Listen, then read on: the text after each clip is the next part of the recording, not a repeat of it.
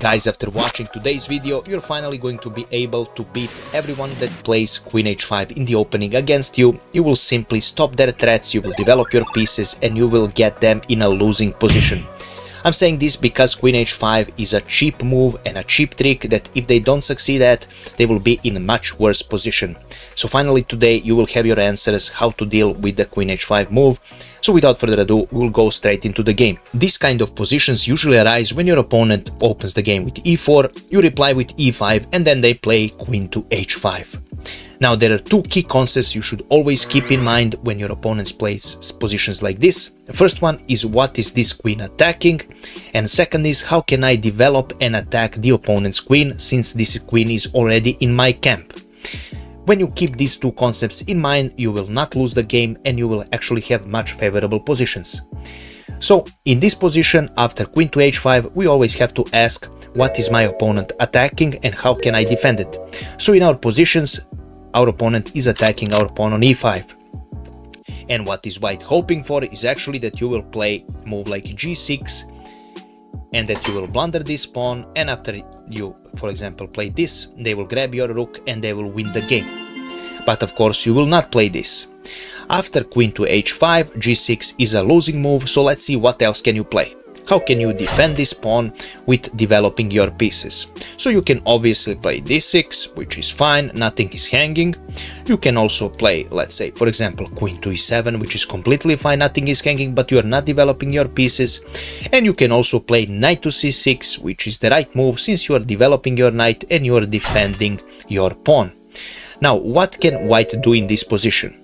If white plays passive and he plays move like knight to c3, you immediately continue by following our second rule, which means develop and attack the opponent's queen. Now if white makes a mistake and he moves this queen on h3, you immediately continue with d5 with a discovered attack on this white queen.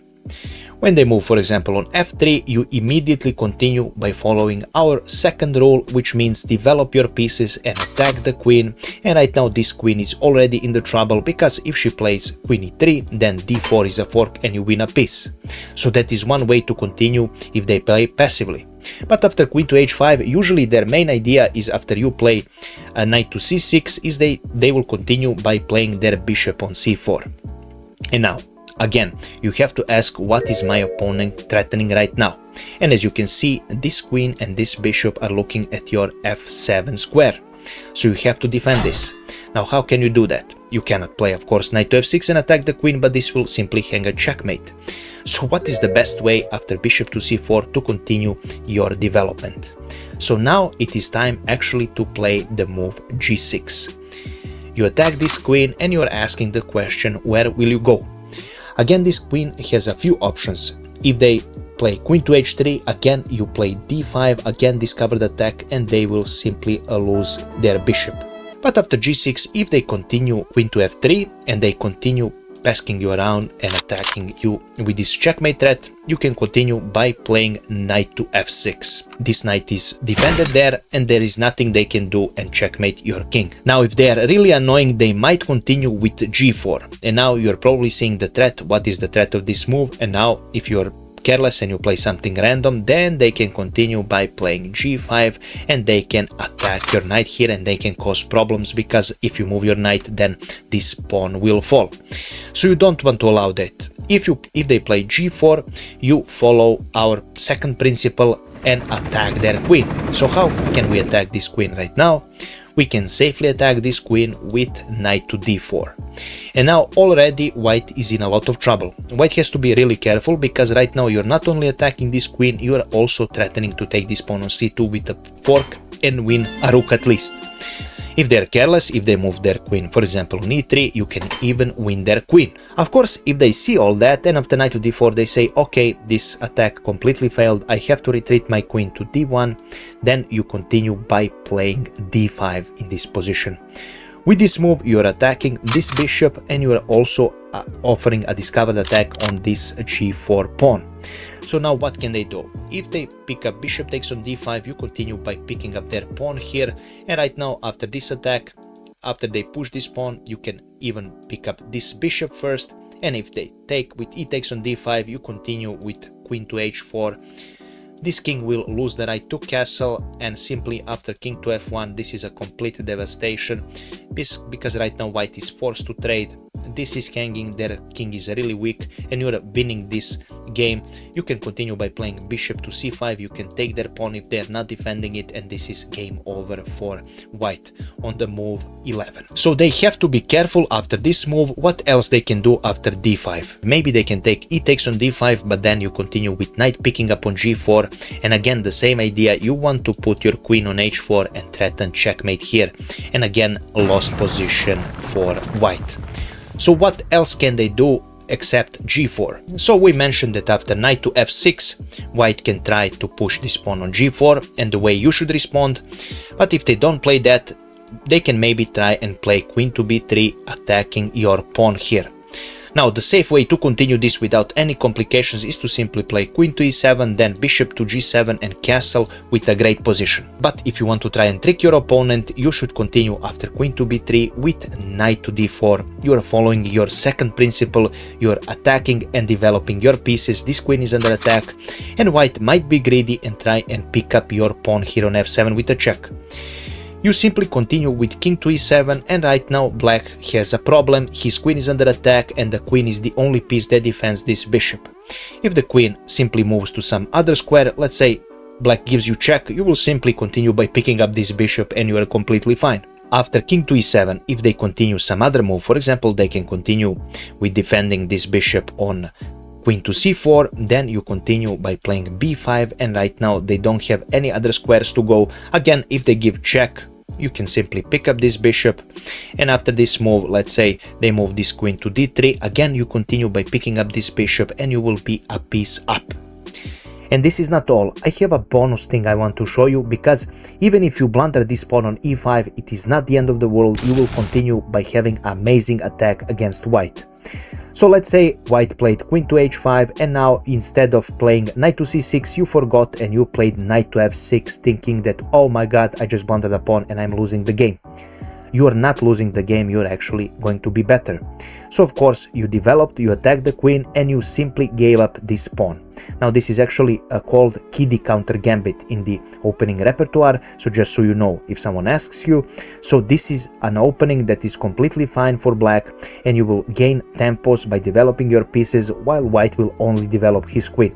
And it is always good to give up your pawn or few pawns for the development, because usually it ends up to be much more favorable for you that have developed pieces than for them that they gained a pawn or a two. So after queen to e5 check, you will simply continue bishop e7. White can play many moves here, but one of the ways that white can continue is to play d3, which is most frequently played.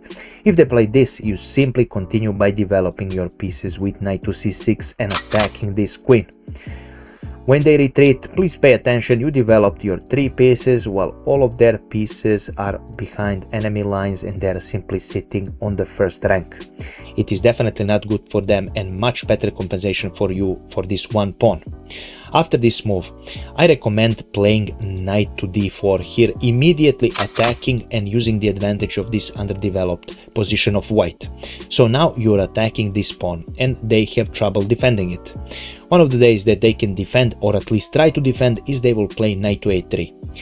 But you probably notice that this is a huge mistake, because simply you will pick up their knight, and after they take, knight takes on c2 is a check and a fork, and you win the game. But let's go back and let's say that white sees your threat, and actually instead of playing knight to a3, after knight to d4 they continue by playing king to d1, simply defending this pawn. Now you will continue by developing and pushing in the center with the move d5. Now why this move is so good? Because simply right now you are giving up your pawn for another developing move which will leave your rook in the game. So white will probably get greedy and they will pick up this pawn. After that you continue with rook to g8, and right now then they don't have many options, but they can continue by playing queen to h6. After this you have many winning moves, you can develop your bishop, you can put up your knight, you can have many options here that are actually good for black. But one of the ways you can continue this game after queen to h6 is simply picking up their pawn here. And again, I have to remind you that look at the pieces of white. None of the pieces are developed while you developed pretty much all of your pieces. You have a great attacking position. White lost the right to castle and you are simply doing your best here. You are already winning, by the way, by computer evaluation. So as I mentioned, after d takes on e4, and if they take d takes on e4, one of the ways to continue is simply playing bishop g4 check. And for example, if they block with f3, you can continue with knight picking up on f3, which is a discovered check here. And after they block with bishop d3, you can simply play knight to e5, which is another discovered check from this bishop. As you can see, a complete devastation in white's camp. And after that, let's say they go to e1, you will continue with knight picking up on d3, and after c takes on d3, queen takes on d3, and this is a completely lost position, almost 9 in advantage for black, because simply white's king is in too much trouble. There is almost a checkmate threat here. There is a queen d1 check, there is knight picking up this pawn and threatening all sorts of threats. So this is simply resignable for white. So to quickly recap what we have learned today. So when your opponent plays queen to h5, you should always ask what is my opponent attacking and what is the point of my opponent's move. If you can defend, you can always defend by developing your pieces. If this is not a possibility, you can defend passively with the pawn moves or queen moves or something like that. When you have the possibility, always try and attack the opponent's queen. Especially if you are intermediate, this will always lead to great results because people play much harder when they need to defend. When their queen is under attack, it is much more likely that they will make a blunder than when they are simply attacking you. So that is the reason why you should always keep in mind, always try and develop, and keep in mind that even if you blunder this pawn on e5, you're not losing, you're actually completely fine. This is an opening that exists, and this is how people play usually, and this is what actually it is recommended in this sort of openings. So you give up your pawn for the development like in many other gambits. This is how they play in practice. You develop your pieces for 1 or 2 pawns and you simply start an attack on the less developed opponent that will have a lot of trouble defending his position if he's able to anyways. So usually this is the way to play against these early queen attacks. If you enjoyed this video, please make sure to leave a like, comment and share this video with other people who enjoy chess. If you learned something, I would like to know your questions, of course, in the comments below. If you reached some other positions, do let me know. If you have some questions about what to play in this sort of positions, maybe you got some other position where white tries something else, you can always ask me and I will respond. What should I play here? What should I play there? My opponent played this differently and stuff like that. But these are the key principles. If you follow them, this is actually not scary at all for white. You will gain a great positions and usually you will win games. Thank you so much for watching, guys, and we will see each other in the next video. I wish you a pleasant day. Bye bye.